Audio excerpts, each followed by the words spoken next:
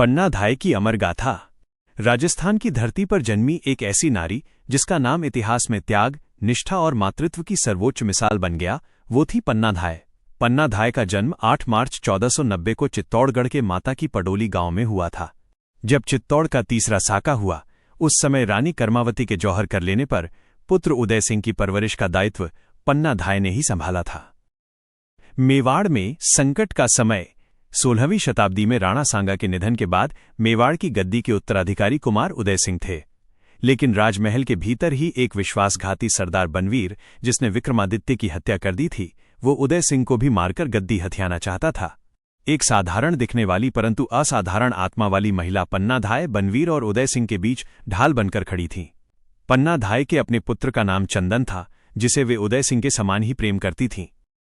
वो काली रात और महाबलिदान।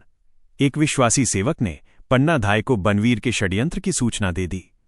पन्ना धाय समझ गईं कि मेवाड़ का भविष्य खतरे में है। उन्होंने इतिहास का सबसे कठिन निर्णय लिया। उन्होंने एक नाई बारी की सहायता से उदय सिंह को पत्तलों की टोकरी में छिपाकर महल से बाहर सुरक्षित भिजवा दिया। राजकुमार के पलंग पर उन्होंने अपने सो रहे पुत्र चंदन को सुला दिया।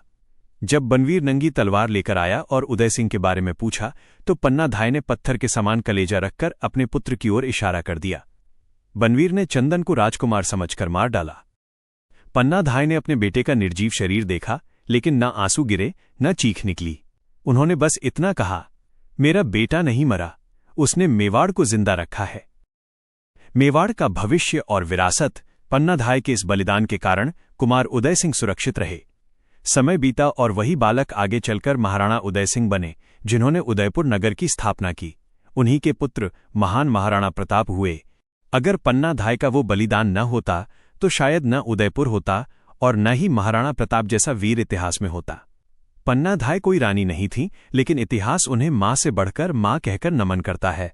ये कहानी हमें सिखाती है कि देश, धर्म और कर्तव्य के लिए कभी कभी अपने हृदय को पत्थर बनाकर सबसे बड़ा बलिदान देना पड़ता है।